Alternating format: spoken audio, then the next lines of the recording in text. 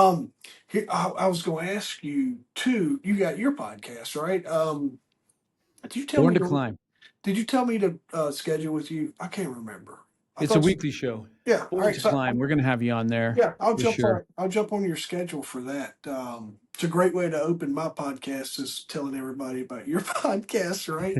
Um, so is where I'm at. Just real quickly, it is. I'm in Virginia, and it has been brutally cold. Did you see all the? As we're recording this, folks, it has snowed in the Panhandle of Florida. How's the weather where you guys are, I James? saw that. It's been brutal. It's been brutally cold, just starting to warm up. 'Cause of course, I'm in Denver, Yeah. but it's January, and you know that just means time to grind and get her done. Yeah, I'm excited, man. We got to, folks, for you don't know, James and I got to connect in just in a brief manner the other day, and I felt like we really got to know each other in a short amount of time. So I'm excited for our conversation to continue. But first, let me tell you who this guy is. On today's episode of the Second Chance podcast, we're joined by James Robbins, a leadership expert, business strategist, and best-selling author of 9 Minutes on Monday. James has spent over 20 years helping leaders overcome challenges, building thriving teams, and achieving sustainable growth. Today, he shares his personal story of resilience and lessons he learned from a pivotal second chance in his journey and actionable strategies to help you lead through adversity. I'm excited, man. How about that intro? Love it. I appreciate you, brother. I wanted to jump in right because we in our notes in our conversation we talk about the significant project failure and how that became this turning point in your career. Can you walk us through that to kind of kick us off, and then we'll just see where that takes us. Well, that depends, Jeff, which failure of mine that we want to start with, That's because right. I just have a long list of them. Yeah. Sometimes I think I have failed more than most people. Some folks told me I should have called it the Multiple Second Chance podcast with Jeff For Robbins. sure. For sure. I mean, I have, dang, I've got multiple, but I think for me, quick backstory, just for those listening, I was a preacher for a lot of years. And at the same time, I felt restless as a preacher. I'm very entrepreneurial. And eventually, what happened is I wanted to create a leadership consultancy company, which I ended up doing on the side at first. I was still a preacher. And then I ended up going through a divorce. And when you're a preacher and you go through divorce, it's just not good. It's very public. There's a lot of opinions, and even who you think to be your closest friends, they are so conflicted over it that a lot of people. It's just a very tough time. But that was a tough time for my entire family. But it was also the beginning of me looking deeper into life in a way that I never would have been able to without that. And I'm not going to say that when a marriage fails, well, I use the word fail because that wasn't the goal, right? The goal of every couple getting married was to stay married, and so if Right. they got divorced, so the fail is that you failed to reach the end. But that doesn't mean that the marriage itself was a failure. Um, Maybe a failed marriage is someone who's married for 50 years, but unhappy the entire time. Great point. So, anyways, that was a time of really deep reflection and me beginning to learn about myself in a way that I didn't know before. And all of that then affects your business, your leadership, right? Because you take a look at, oh, what got me here? And you uncover those patterns, and then you're faced with a choice. Am I going to change, or am I going to stay the same person? What? So where are you at in life, age wise? Or was this young James coming up through the ranks when you experience this? Is this seasoned James who's got some years under his belt, or where are you at in life during this time? This was not young James. I was married 25 years. So I was probably 48 at the time. I think Yeah, this is 7 years ago now. yeah, So yeah, in some ways it still feels recent, but in other ways, man, a lot of life has happened in 7 years. Yeah, absolutely. So I mean, so you lean into that. So that's a huge turning point, folks. So questions I have to just for clarity for myself and everyone else. Have you moved into you're still preaching and you got your leadership company part time at this point in time, right?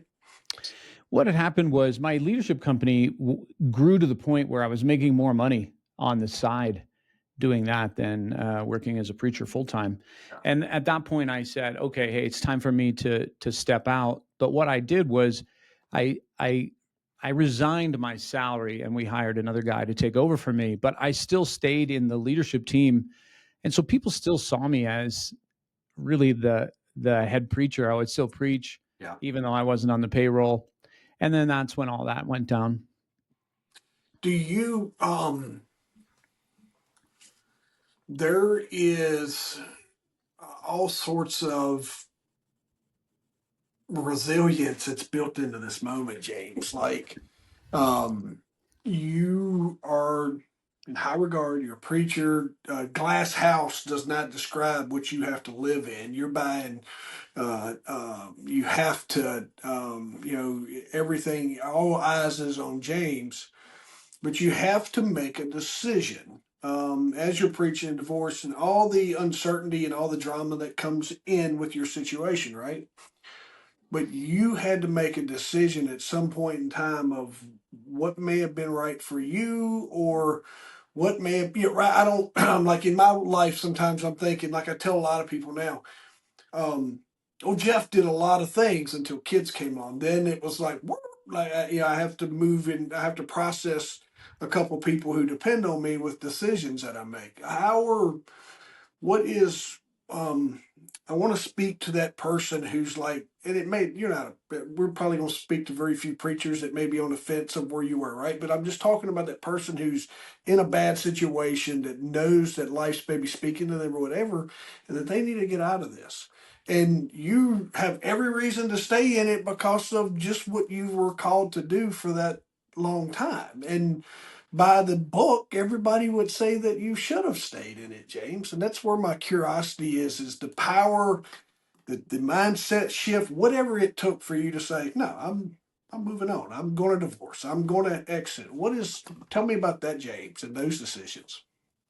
Yeah, that was a distinct moment. So what happened was we've been having problems for a while, but trying to work it out, And my now ex, which we're still very close, we're good friends, she had said to me, I was going to go visit my son. He was playing hockey up in Canada, junior hockey. And I was going to go see him for the weekend. And she said, hey, I think you need to get honest with yourself about what you really want. And when you go up to Canada, why don't you do that? And, at the time I was like, no, I want this to work and everything. But I went up to Canada. I watched him play one of his games, and then I had like a half a day on my own. So I drove out into the wilderness and I just went hiking, and it was fall. All the leaves were turning, and I felt such great pressure, such great turmoil. And I asked myself one question, but I prefaced it with, if you can just be totally honest, as ugly as the answer might be, but if you can be totally honest, what do you want? What do you want to do? And the first answer that came out of my mouth was, I don't want to stay in this situation. Yeah. And then I just gave myself permission to be honest, because the answer to me was meant so much pain, right, for so many, and obviously for my family. But it was at that point where I thought, okay, what do you need to do? And I think for anyone listening who's going through a tough time, or whether it's relationship, whether it's a job, you have to get to those moments where you can be completely honest, but give yourself the grace of whatever comes out of your mouth. And whatever comes out of your mouth doesn't even mean that's right or that that's best. But if you can't at least lay all the cards on the table, like for me, when I was thinking through all my options, it's like laying cards on the table, except that one, not going to lay that one down. But I had to lay that down and realize, yeah, maybe this is what I need to do. But it was a moment of, can you just be honest with yourself and don't judge it? What do you want? And then, you know, once I made that decision, I put the blinders on and okay, this is what I'm doing. It's I wrote down you found clarity in the in private, surrounded by nature. Right. It's you found some, and you took it as far. And folks that are watching this, if you'll look behind James, you'll see his mountains and his love for nature and all the things there. And that, when I was thinking about us the other day, and then as you were talking there, that time alone is you get influences, but that time alone, man, really helped you. And maybe those moments, like in nature, really helped you just get to where you need it to be. Um, I don't think any decision's ever the wrong decision, right? I don't. I think it's you just make the decision and you keep making it till you feel like that you're heading somewhere. How does this affect James the leader? How does this affect your company, your leadership company? We know how it affects the church. You could maybe quit pastoring at that church. Maybe you could answer that for me because I think you told me that. But I want to make sure it comes out in this conversation, not the last one. Um, so, what happens at the church, and then how does this affect your situation as you're right here, right now? How does it affect the church, and how does it affect your leadership company? Yeah, these are great questions. You know, when you are working in ministry, it's just one of those rare jobs where if you get divorced, you're not gonna. It's career ending. And I mean, I guess the other career would be like if you're a marriage therapist and you get divorced, it's career ending. Although, what's two of the big relationship advice people used to be married to each other and got divorced. So maybe it doesn't matter there. I think, at least in my setting, you know, because we all are programmed with different beliefs, right? We're programmed with that. And because I had gone into marriage with, I really just thought I'll never get divorced. Like that was never on the radar. And then to go there was such there was a lot of shame for me to digest. And when you feel shame about things or you feel guilty, you feel like you've fallen short, I mean, it just oozes into other areas of your life. So, of course, professionally, you know, I'm going to speak at some conference and you know, I've done it long enough. I'm able to put that in a box for 75 minutes while I get on stage with 1,000 people. But I would be lying if I said it didn't impact a bit my confidence. And you know, this is going to sound weird, but there were so many places in my keynote where I had just jokes or laugh points drilled in, and they had to do with, you know, being married.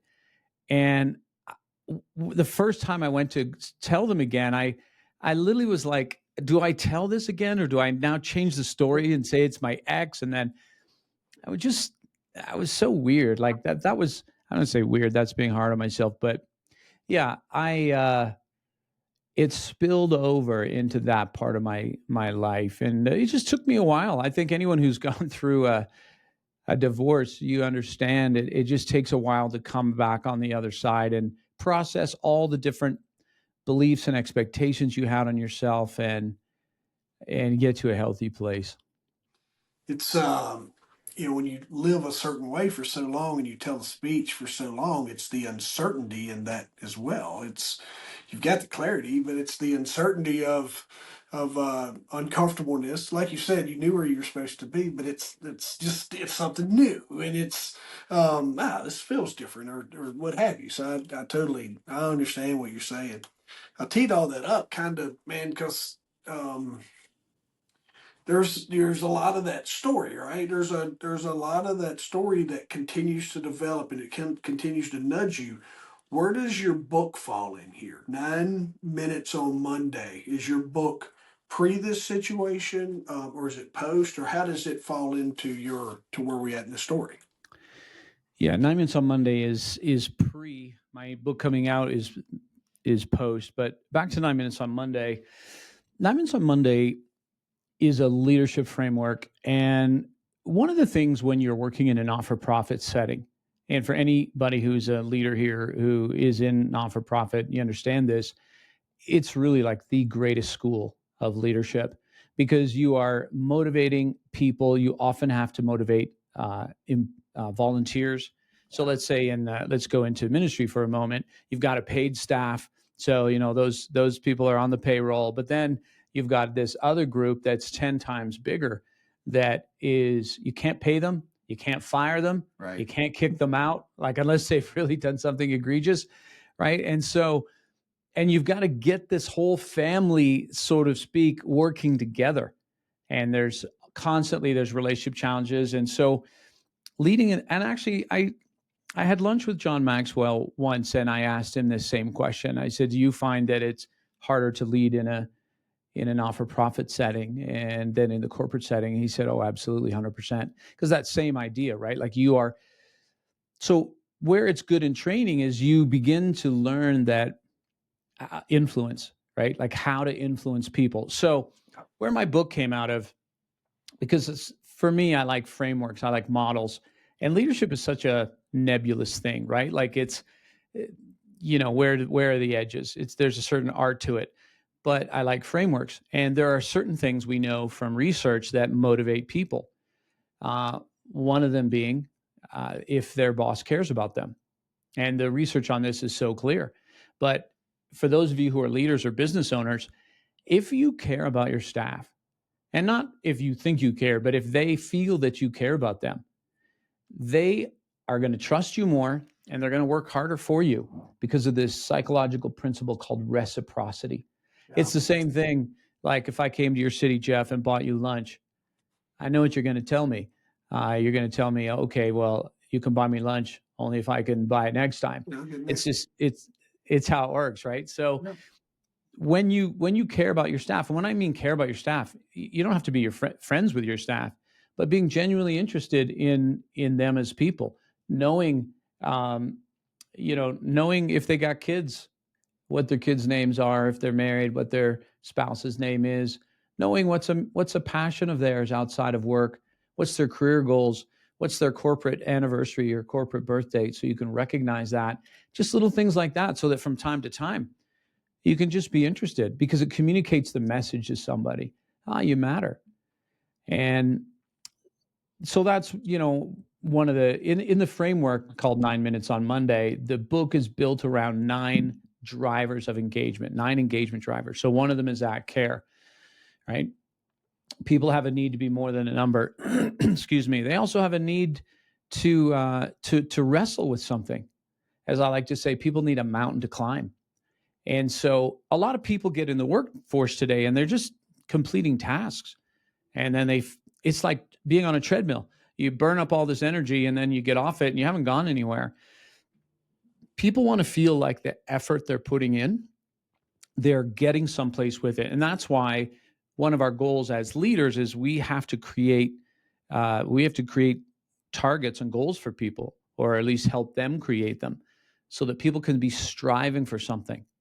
So for any of you who are listening right now and you have employees, you have to ask, could you go give them feedback on their progress right now? And if that's a tough question for you to answer, then it means there's nothing they're striving for to get progress on, right? So remember, everyone needs a mountain to climb and a reason to climb it, right? To connect purpose to pay.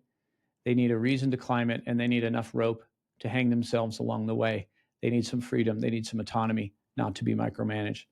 But if you just remember those 4 things I told you: care about your staff, give them a mountain to climb, reason to climb it, enough rope to hang themselves along the way, man, that's going to increase their motivation. I use perfect thing for the personnel side. I use Ford's. Are you familiar with the Ford's acronym in customer service? So it's keys to getting to know a customer for life. And what you just said, when you talk about your staff, well, I deployed the same stuff. Keys to making having a customer for life: family, get to know their family, get to know their occupation, recreation, what they do for fun, and dreams. If you can layer in those 4 things, and like at the gym, we would hold the door. How are you doing? Hey, where do you work at? Right. So we would taught the staff, how we could layer in, and then I teach that now, and just operational type stuff, and similar a workshop or within a company that's just they want to get more, they want to do more for their people, they want to dial in. So it's a really easy customer service focused message that you can put out there. And I'll challenge them, hey, take 60 days, 90 days, whatever, put a timeline on this and have a little competition of who can have a Google Sheet. Some people use their CMRs. At the gym, we had it built into the CMR. So you had your forward. So you could, if you called into the gym, James, and you're like, I was telling my wife Beth the other day, I'm going to Forwards family, wife Beth. And I was it created these active listening moments as well. So that's a really good nugget that you can apply as a leader with your as a lead with your subs and with your team and with your staff. Is using that same thing of, because they have dreams, they got stuff they want to do for fun. They just don't come to work to work all the time. James, I was going to ask you, was the book born out of your passion to teach leadership, or was it born out of a situation that you may have experienced? That was born more out of a passion to teach leadership. I Yeah, cool. think I'm someone who's always wrestling with, how do I teach this in a way that is clear?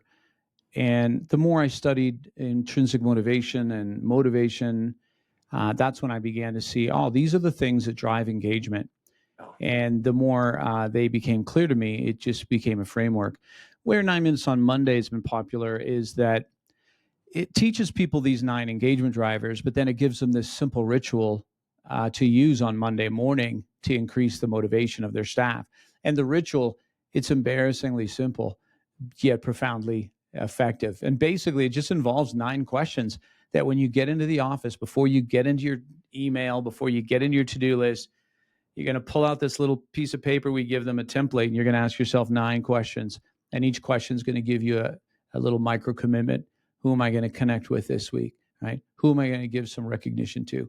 Who am I going to help grow? It's little things like that, and you get that in first. We things that we often overlook, right? Just we get better in our inefficiencies sometimes of creating these small conversations. What do you tell those leaders that are struggling in this area, or navigating challenges similar to ones that you have faced? What is kind of that message that you like to put out there for leaders that are stumbling their way through leadership? Yeah, it really depends on, I guess, where they are at in the stage. So let's say somebody is new to leadership and they just feel a bit overwhelmed, not sure, how do I motivate people? Then I'm just going to tell them, listen, care about your staff, and then be clear on what needs to happen. And, obviously there's some skills that you need to grow in as a leader. Like, you've got to be able to hold people accountable. You got to be able to communicate clearly. And those things you grow in over time. I think the biggest thing that holds people back, though, as leaders, is not skill. It's these internal beliefs that hold them back. For me early on, it was, I wanted to be liked as a leader, so I didn't challenge my people. And I would think also along with that was a bit of the imposter syndrome. I spent a lot of my career really thinking, if people only knew, I should not be in this position, even though I was actually doing well and putting out results, and usually in the upper third, compared to my peers. But the whole time I was just always doubting myself. And in a lot of ways, what I've learned is no one can completely fix that but yourself. Yeah. Like, people can tell you all day, hey, you got this, you're great. But until you believe it, people can say that to you your entire life. And at some point, it's a little bit like I used to tell people when they would be thinking of if they wanted to join church or not, and they would be struggling with their belief, right? And at some point, there's going to be a decision on anything to do with faith, whether that's faith in a higher being, faith in yourself. Like, how much evidence do you need? Regardless of how much evidence somebody gives you right now, tomorrow you're going to be in a new situation you haven't been in and that you have no evidence. So where do you put your confidence? At the end of the day, it's got to come back into you, right? That, hey, I'll figure it out. I may not do it perfectly, but look at the things I've done in the past. And I've just got to believe in me. And so, honestly, a mantra for me still to this day is I believe in me. Yeah. And not a month goes by where I don't have to have one moment where I have to ground myself in that. I might be facing something, or a client wants me to do something that maybe I've not quite done yet. Yeah. And then I'll think, oh, I believe in me. I'll make it work. But I wasn't always like that. Before, I would have been stressed, worried about the project. Then I'd do a great job, and then at the end, I'd be so relieved, almost like I just escaped with my life, and then I'd be exhausted. And that was the cycle. Where'd that come from? Where did that version of James come from? Something version I know. That's my little life for sure. Yeah, growing up, small town kid, farm kid, redheaded, freckle face introvert. A lot of programming happens in your early life. Yeah. And, in certain domains, I wasn't like that, but in other domains I was. This is another reason why I think leadership is so wonderful, and entrepreneurship even better for those of you who are entrepreneurs, because it challenges you. Like when I started my company, no one told me I was going into sales, because I hate sales, because sales is rejection. And that was one of my biggest things, right? I don't want to be rejected. And even still to this day, I have to, okay, I got to call this guy again. And, I got to fight that. Yeah, but you've called him 3 times this month. And, but then, someone will sign up for a workshop, and then they'll email me, hey, thank you so much for following up with me so many times. You're at, we carry over those things, and it creates imposter syndrome. It creates just those moments of self-doubt, because you can't be told that you're X for so much long before you start to kind of buy into it. And especially if you don't find immediate success story, you can be like, aha, and look at me now. And when you're walking through some more struggles, you're like, crap, was they right? So it plays in there. What do you think were some key turning points from young James, to talk to those young leaders that are coming up that aren't 50 and 56 or so, that are working their way through the pipeline, that are dealing with that, James, because I've been there, right? When I first got into teaching and workshops, I could do government, because I came out of public safety and law enforcement. Knew my thing, all the stuff. I could go up and present. Everybody was kind of used to me, and it was a level of comfort for me. And I tell you this, because here's what happens. I go back to teach marketing. My first marketing seminar that I did, one person showed up. I mean, it was like crap. And then, the next one I go in front of, I was brought in to speak, and there's, 40, 50 people in the room. And I remember riding home, and my wife, I called her and I was like, hey, I'm done. I'm on the way home. You need anything? She's like, no, I'm good. How'd it go? And I was like, I absolutely killed it, but they think I was a freaking ignorant hick, right? And I just started going down my negative self-talk. I'm like, yeah, they're sitting back there probably laughing right now because whatever. And then finally, I just kept working through those moments, dude. And finally I got to where I was like, you know what? That's not. And I found the right people, found folks like yourself that build me up, that told me more of what, of all the things and books, all the stuff that I went through. That's a lift, dude.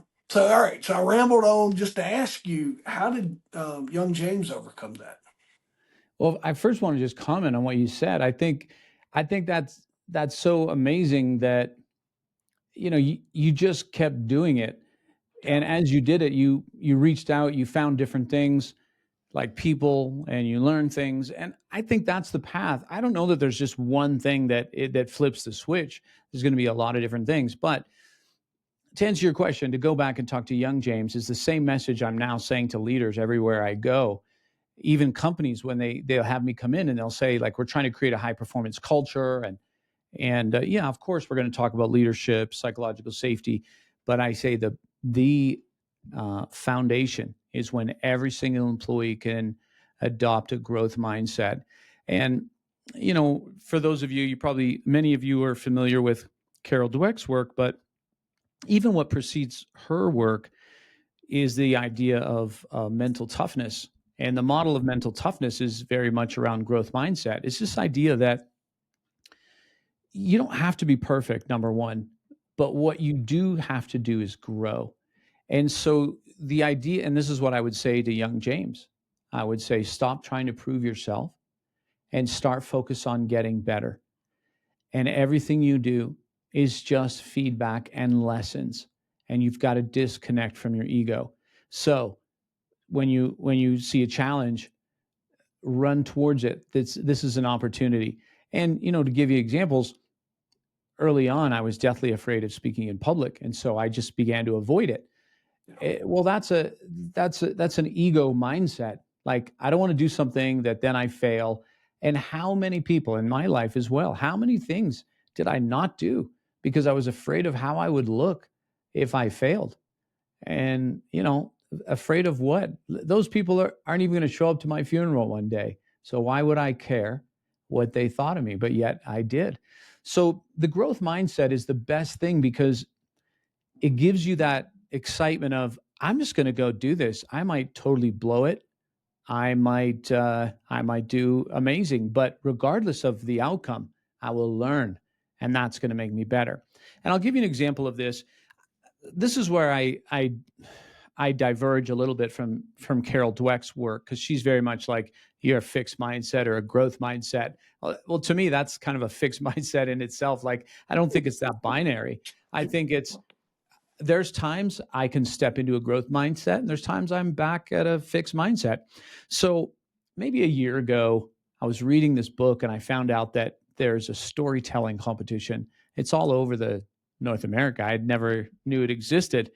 And there's one in Denver. And so I looked it up, and it turned out like the next storytelling competition was like in 2 weeks. And how it works is you just go and you put your name in a hat. And if they draw out your name, you have to get up and tell a story for 5 minutes. And then you get judged by a panel. And they'll have 10 people go during the night. So I'm like, well, this sounds fun. I mean, I've been on stage almost 3,000 times, and I'm known as a storyteller. I'm like, well, why don't I do it?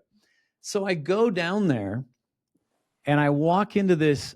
I thought it was like going to be a community center with 15 people. It's an auditorium with a balcony, and it's packed. And I get there and I go down front, and I was actually late. And I said, is it too late to put my name in? They're like, no, go ahead. And I put my name in. And keep in mind, I've never even seen this. Like, I didn't even watch a YouTube video before I went. I don't even know what this is. So there was this wrestling match within me. Part of me was like, dude, you should have just came tonight and watched, right?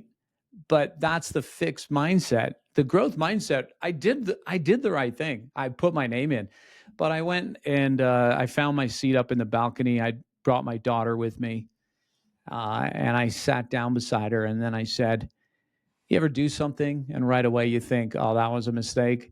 And she laughed. And then I said, well, as long as I don't get picked first, because I want to at least see one person do it. And then no sooner had I said that, they're like, our first storyteller of the night, James Robbins. And I was like, no. Must be two of us. Must be two of us. I wonder if he's here. I wonder if he's here. So sounds like a nice I walk guy. down there and I go tell a story, and I should know better. I try to tell too big a story, so I go over time. That's the first thing. They give you a secret word. I forgot to use that. And anyways, at the end of the night, or the good thing is, when I got done, I was in first place. And until the second guy went, and then I started to fall down the ladder. Well, at the end of the night, I ended up in 6th place out of 10 at a local storytelling competition.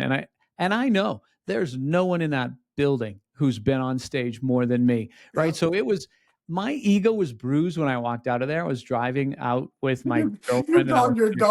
Your daughter's like, Dad, what's up?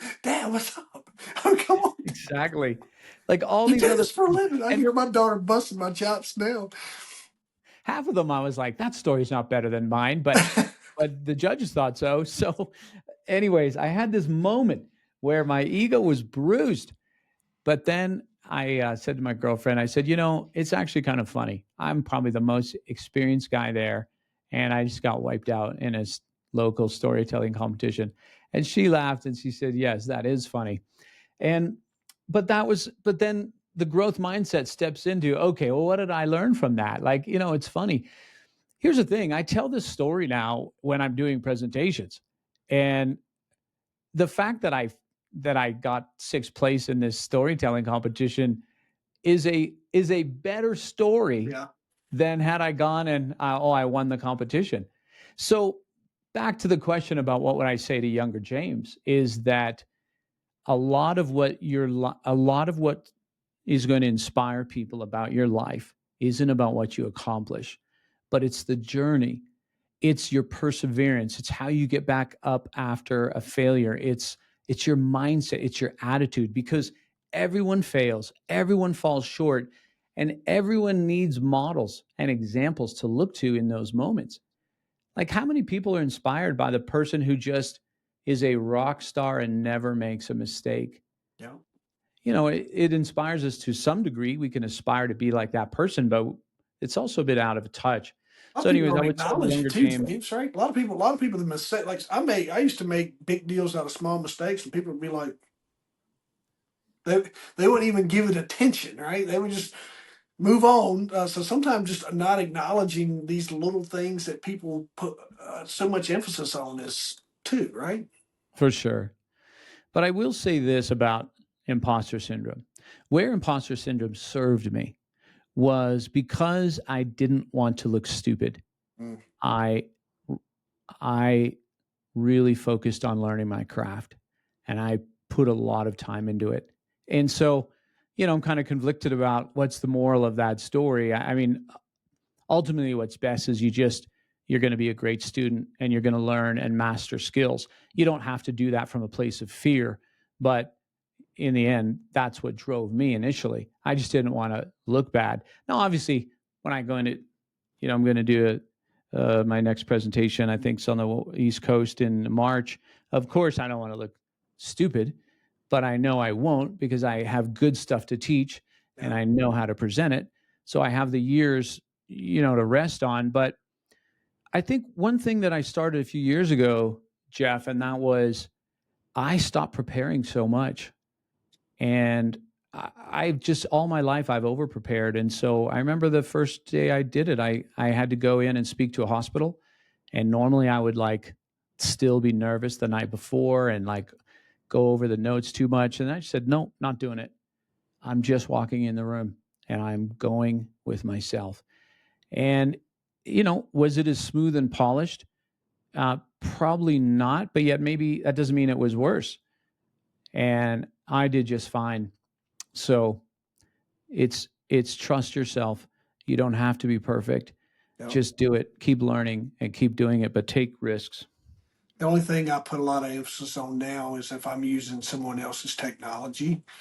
Those have made me I can shoot from the cuff on about it. You can, like the impromptu stuff. I enjoy doing that.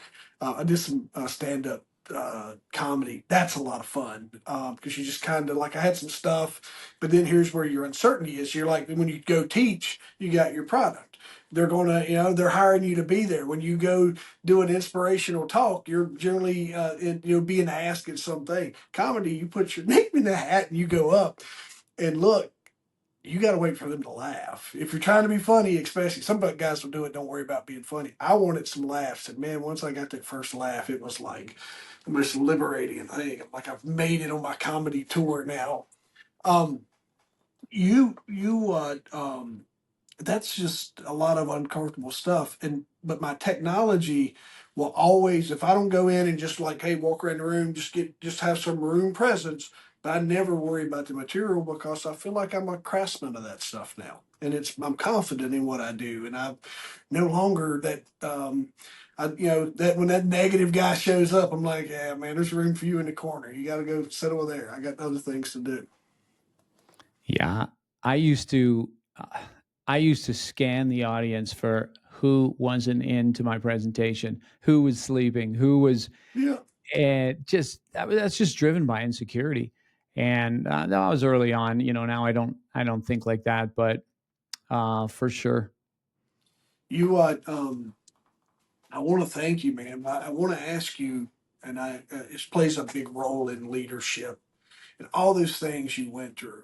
And the question that's kind of on my mind here is James made a hard decision out there in nature in the woods that day and set himself on path. And we're probably I'm going to make a lot of assumptions here, or a few. And your congregation probably judged you in some way, shape, or form, but you come out of this faith that's deeply rooted in forgiveness. And I feel like somewhere along the lines, all those folks probably they probably said, you know what, we're gonna forgive him. There might be one or two that are still like, but that's okay. Where did you find the last thing I wanted to know from you, James, is, and I want to speak to that person who's struggling. Where did you find the power to forgive yourself in that situation where you're divorcing and as the preacher in your church? Where did you find that moment, or did you find that ability just to forgive yourself and move on as well? I wrestled with that for a long time because I was so like, at the end of the day, I made the decision. And there were three things that helped me. One was I had a close friend who, when everything started, he came to me, and he had been through a divorce as well. And he was an elder in the church. And he, in a sense, paved the way. He went through a lot of tough time. He came to me and he said, I will be your divorce coach and help guide you through this time. He was very blunt about it. And he stayed in my life during that time to give me perspective. He was pointing me like, forward. So that was helpful. The second part was I went to, some churches, they have these like divorce care things. And that was like shame in itself for me to attend that. But I was like, I got to do this. And just going there and being able to tell my story and what I was wrestling with, even though nobody had like an answer for me, like in those moments, I was looking for permission. I was looking for someone to tell me you did the right thing. But it was one of those things where nobody wants to tell you whether you did the right thing or the wrong thing. Even if they felt like you did the right thing, they just don't want that on their resume. And I also went and I saw this therapist for a while, and she was talking about forgiveness, but she noticed some things I'd said, and she goes, I think you haven't forgiven, that person. And I was like, oh, I don't know. I think I have. But I remember I had this profound moment, and this is in my new book that's coming out, where, the heart is not meant to be a prison. And yet when we don't forgive people, it's like we have these little jail cells down there, and we have all these people stuck in them. But the problem is the heart's not meant to be a prison. And so, they bang their cups on the walls, and we get triggered from time to time. And I realized I got to let everyone out of there. And I went on this walk one day, and person after person, I just thought about who they were. And then I was just like, all right, I'm letting you out. You don't owe me anything. And I just went through person after person. Well, eventually, I got to myself, and I realized, oh, I've locked myself down there. And I said, okay, are you going to let yourself out? And that was a hard moment. That was an emotional moment, but it was very freeing. And yeah. New book will be out when? August 5th. August 5th. What's the title of that one? The title is The Call to Climb. Call to Climb. And it's all about, in a sense, it's about disappearing for a few weeks and realigning your life with your soul. And that's not from a religious perspective, but just your inner life, getting it back on track. And the book's in the story form, but that's what it's about. Your leadership and coaching, how can folks get in touch with you? Thanks for asking that. They can go to 𝐬𝐮𝐬𝐫𝐞𝐭. I'm easy to find online. James Robbins, 2 B's and Robbins. And of course, they can find out about us, our courses, our programs. Come see the podcast. We're going to have Jeff on there soon. You'll be able to watch that. Excited. there's a lot wrapped in there, man. And there's that's I'll tell you this, folks, is and you'll hear me say, like, never take advice from a man who's never really walked the path and in those shoes, especially when you're gonna pay them good money to come in and change you. The stuff you just heard today is absolutely. James is someone who's been there. He's done that. He's lived life, and he's not a perfect man by no means, but he's had to make some really hard decisions in just your life, and that's what I was excited to get to know about you. That's our second chance story, right? And the fact that a couple of my conversations this week and in the past is how we talk, like, we get to this how you forgave yourself, and man, it is a moment. Especially for dudes, right? Because you're like, oh yeah, I just put that crap behind me, moved on. No. It was a hard conversation. It was a lot of reflection, and that, folks, if you take nothing away, you know someone out there that's struggling, that's probably on their way to being a dang good leader themselves, this is a great episode to share with them. And James and I would definitely appreciate that.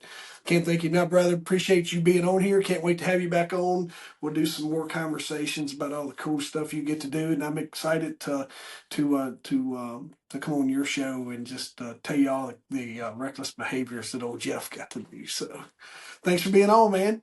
For sure, brother. Really great to connect. Thank you for having me on the show. Appreciate you.